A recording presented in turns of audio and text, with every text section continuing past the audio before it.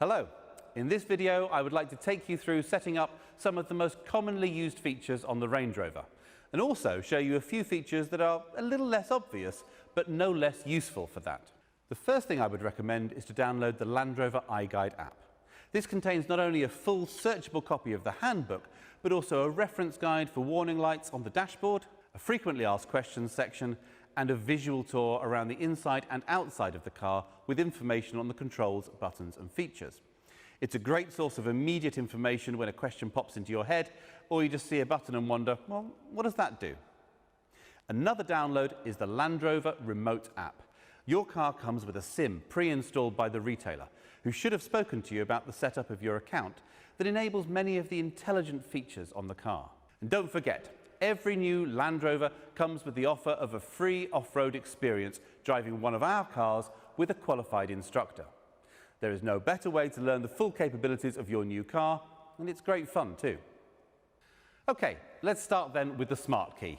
Well, lock and unlock seem pretty obvious with a reassuring click and the power folding mirrors answering each one. Pressing the lock button just once will lock the car, pressing twice will double lock, which means the car cannot be unlocked from the inside, so even if someone smashes a window, they still can't open the doors. Next, there is a button to unlock the boot.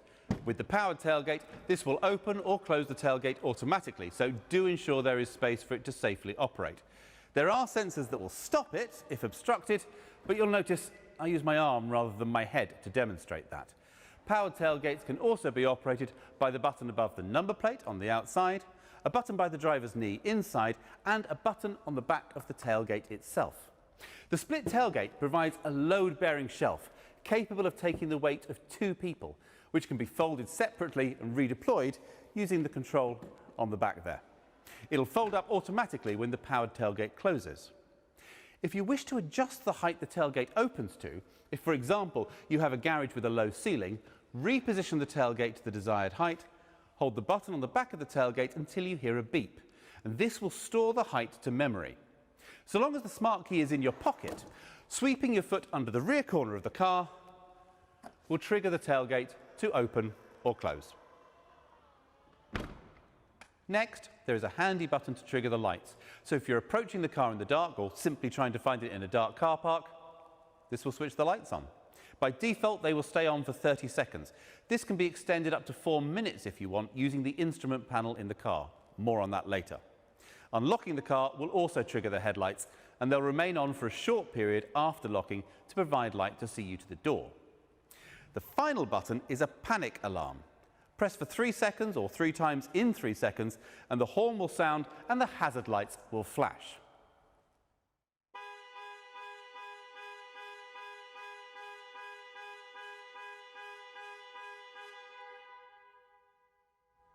After 5 seconds, this can be cancelled by holding the button for a further 3 seconds. Holding the unlock button down will operate global opening, lowering all the windows to allow air into the car before you enter on a hot day. Now, similarly, if you get out and realise you've left a window open, hold the lock button down to activate global closing to raise all the windows and secure the car. This can be enabled or disabled using the instrument panel options. Range Rover is fitted with keyless entry, so you don't need to remove the key from your bag or pocket. So long as it's within a foot or so of the car, as soon as you put your hand around the door handle, the doors will unlock. When you leave the car, place your thumb on the end of the door handle to secure the vehicle. Getting into the car then, the first thing you need to do is find a comfortable position. Seat controls can be found on the driver's door. Steering wheel adjustment is powered using the joystick on the right-hand side of the steering column. Mirrors are adjusted using the controls on the driver's door. Select which mirror to adjust using the buttons, and then use the joystick to adjust the angles. The button just next to this will fold both mirrors in, useful if squeezing through a tight gap. Once everything is adjusted to your satisfaction, you can save these positions with the memory button. Just press M, and then one of the numbers within 5 seconds. You'll hear a chime to confirm that it is saved. You can switch between stored settings just by pressing these numbered buttons. Great if you share the car with another driver. Controls for the electric windows are located on the top of the driver's door.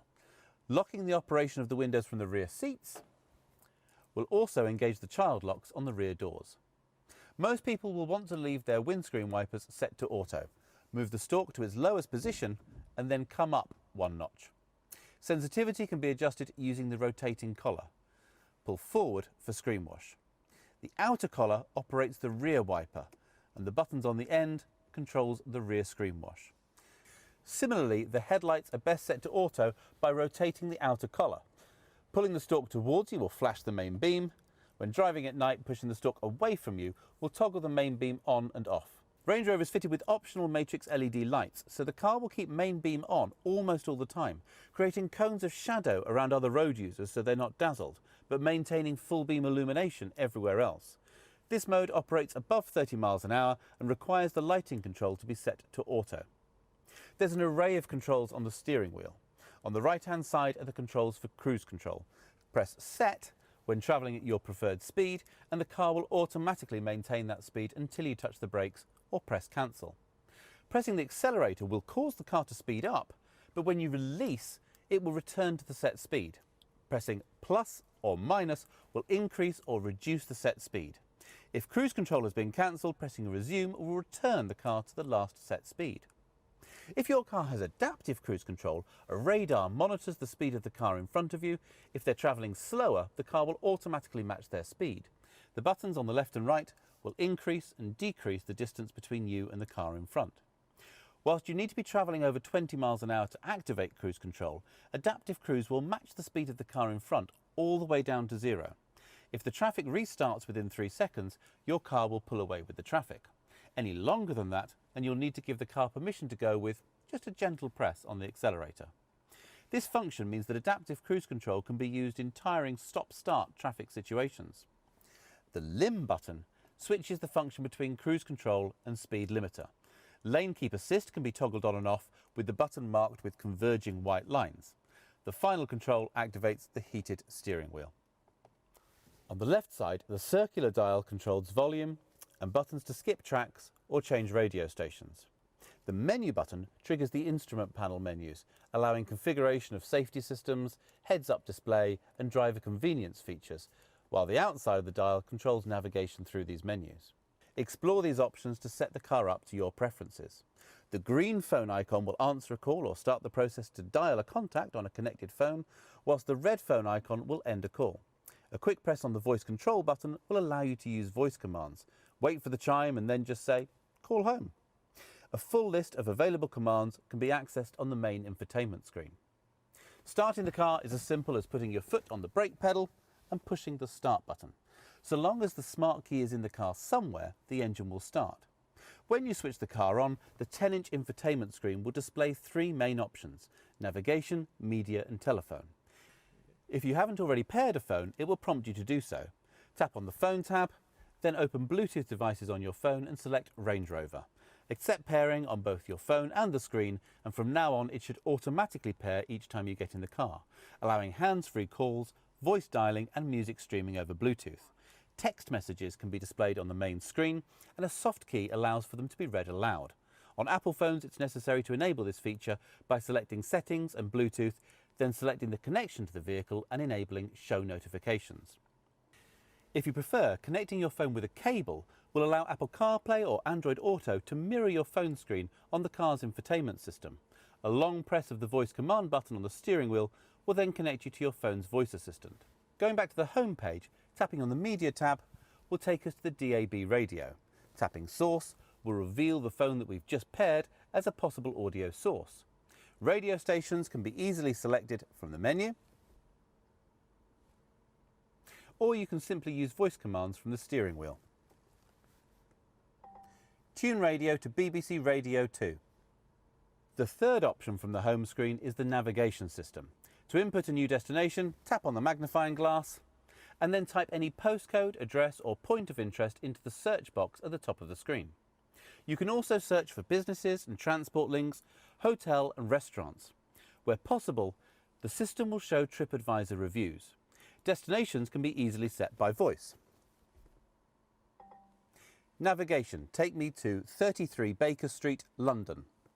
As well as appearing on the main 10-inch screen, navigation instructions will also be shown on the cluster display in front of the driver. The display can be reconfigured for a 1 or 2 dial display by pressing Menu and selecting Display Options.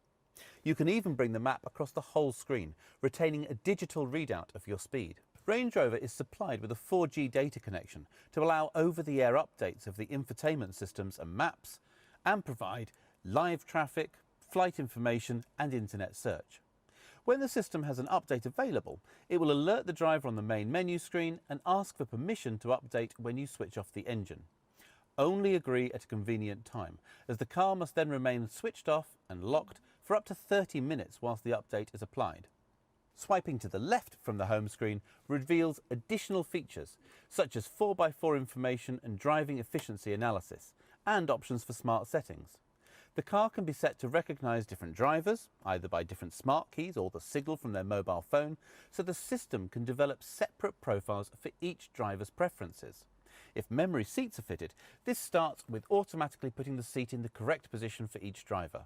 It can also analyse behaviour to pre-select navigation routes based on your regular routine, store audio preferences and remember climate settings.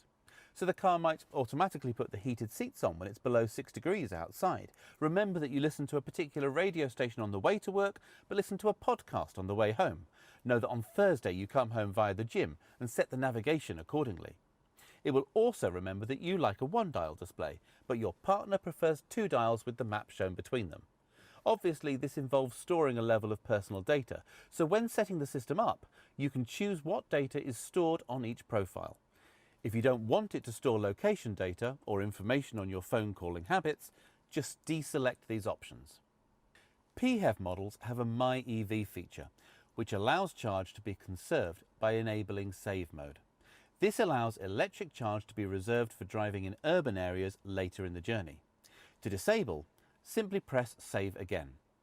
A button on the centre console engages EV mode, although the engine will restart if the charge is too low or greater acceleration or speed is required.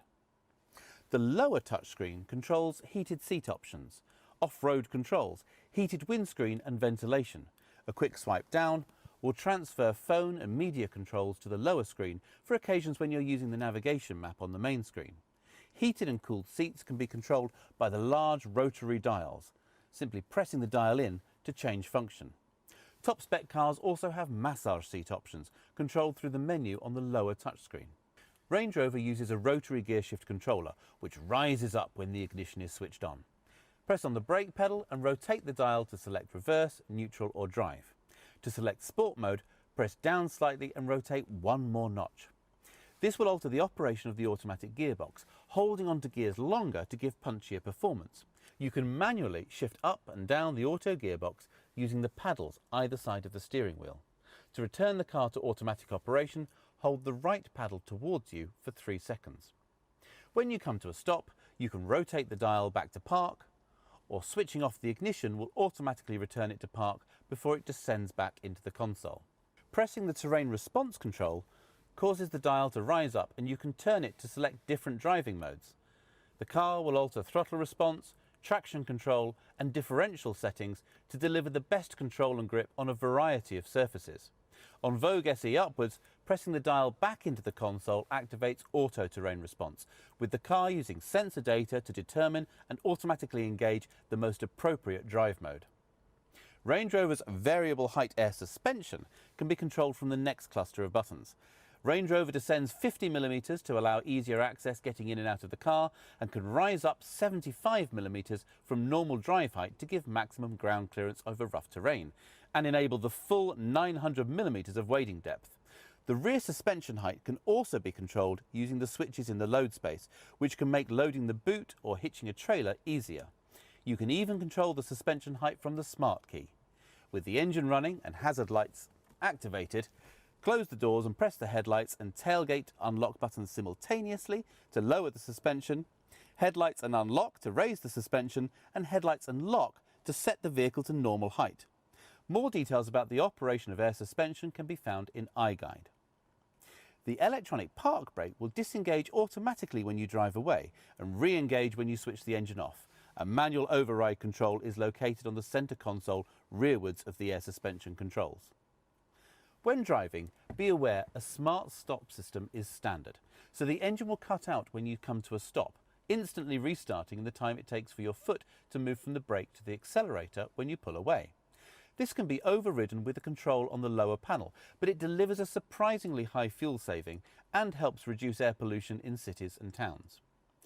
All cars are fitted with exhaust filters. These need to refresh occasionally, and you may notice more visible exhaust emissions while this is happening. For a diesel, it tends to happen when the car is being driven at higher speeds and the exhaust gets hot. For a petrol, it happens more frequently when you lift off the throttle and more oxygen passes through the system.